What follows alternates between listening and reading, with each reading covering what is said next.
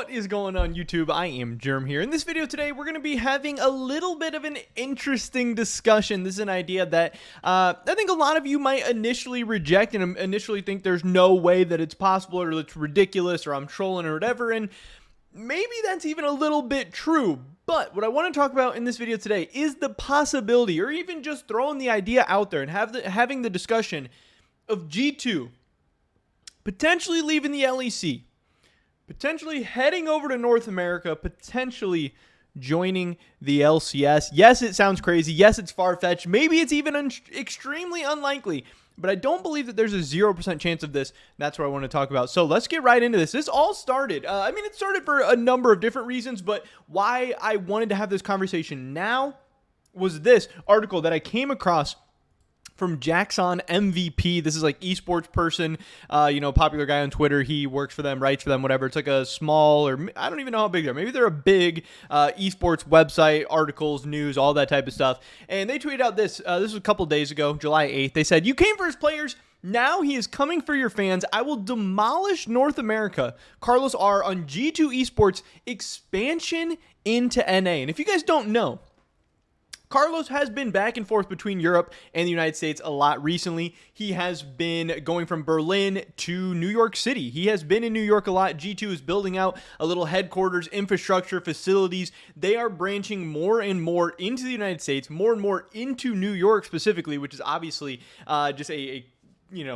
behemoth economy around the world. Like, New York City is the home of so many massive businesses, massive investors, massive business people, billions and billions and billions of dollars coming in and out every single day. New York City is the heart of so much going on. So the fact that Carlos, a savvy businessman of himself, a guy who owns a multi-$100 million company, doing a ton of crazy things, the fact that he could have his eye on the United States, his eye on New York City, none of that should be shocking or surprising to people whatsoever. So as we jump into this article a little bit, G2 Esports Ocelot ready for New York City. I will demolish North America. In this, they talk about, Carlos says, hey, there's always a lot of things going on at G2. I'm very fortunate that I've been pretty good at being able to reset from each and everything. They're talking about how he has 14 meetings per day. He has become adept at setting priorities, resetting his mind. That's crazy. He also talks about how he loves Mondays. He says it's his favorite day of the week, and his least favorite day is Friday, because Friday means that there's about to be a weekend. People aren't going to be responding to his texts, phone calls. They're not going to get to talk about ideas. They're not going to be able to get work done. This guy is a workaholic by every definition of the word. He is about his business. His life, his passion, everything is G2 Esports, is finding ways to take things to the next level. Yes, in many ways, he has conquered European esports. He has conquered the LEC. He has, he's set for life financially. G2 is going to be a huge brand for the foreseeable future, but he's not happy with that. He's crazy enough. He's sick enough in the head that he wants to take it to the next level still. That is a very, very interesting thing to keep in mind for this whole story. They kind of go on, staff, support, players, the organization at large, marketing, commercial, admin, everything. Everybody is cracked. We've never been this stacked, which means he's very, very excited about the future, of course. They talk about all kind of the crazy things he's done. And, he says, if one person is a bit of a fan and giving me too many good news, I don't want to hear it. Give me the shit first. I want to hear what I'm shit at, where I can improve. Give me the bad news that makes me happy when I go through the journey and feel the difficulty of things. So he's always talking about, taking on difficult tasks, taking on difficult projects, doing crazy stuff. Don't tell me the good news. Tell me the bad news. I want to get better. I want to, continue to evolve and level up. And this is very, very crazy. And then he goes on. This is where it starts to get spicy. He says, I'm very happy in Berlin. I'm very satisfied in Berlin. And I don't like that. Again, he's talking about getting complacent or getting stagnant in Berlin, how things are going in Europe. Yes, G2 is the most popular team. They're usually the best team. They're the most successful team. They're making the most money. They have the highest valuation. They're doing a lot of crazy stuff over there. And that seems like everything that Carlos doesn't want. And right now they don't have a ton of pressure. Fnatic isn't what they once were. They're still very, very big, but they're not what they once were. And then who's the next best team? Who's the next most exciting organization? Who's the next biggest fan base in Europe? You have Mad Lions, Rogue, Vitality. They're all really a step down. If G2 is S+, Fnatic's S, what's the next tier? Like A-, B+ tier for some of those other orgs. There's not a lot of pressure in Europe as far as other teams consistently doing really, really exciting things, especially across multiple esports and stuff like that. Yes, there is K-Corp on the come up, but they're still budding. They're still new. They're not even in the LEC yet. Yes, there's Koi. They're budding. They're new. They're not even in the LEC yet. So Carlos is probably looking around being like, hey, what am I doing here? What is going on? Again, he's saying, I need something new. I need new challenges, a higher goal to look to. I recognize Europe to be straight up better at creating a product and creating something of value, and I'm the best at it in Europe. I will demolish North America. And the people we have in North America are also impressive. So this got me thinking. And if we think back to when franchising first happened, LCS, LEC franchising, we had this. This is August 1st, 2017 from .esports. 4 EU LCS teams have reportedly applied to join the NALCS. G2, Fnatic, Splice, and Misfits have submitted applications to the newly franchised NA League. So, the idea of Carlos potentially uprooting his EU organization and sending them over to North America is not completely unfounded. It's not completely new. This is not completely out of nowhere. He has already applied to the NALCS before. And that's not to say that, hey, if he would have gotten accepted, that they would have came to the LCS. Maybe he was just applying just in case something crazy happened in the LEC. Maybe he was just applying in case, I don't know, maybe to add leverage, to give him more value, more whatever over in the LEC. I don't know. There's a lot of different reasons why he could have done that. And it doesn't always mean that, hey, he was even possibly going to go to North America. But it does mean that he's at least talked to the LCS before about potentially coming over. It means he has at least had some of these conversations. And man, how crazy would it be? And again, I think a lot of people are going to say this is crazy. A lot of people are going to say there's no way this is going to happen. A lot of people are going to say this is ridiculous. But you have to remember, the LEC Europe, they have a lot of things going for them right now. Yes, the LEC is growing. It's booming. They're so successful. They're having all the international success and all that.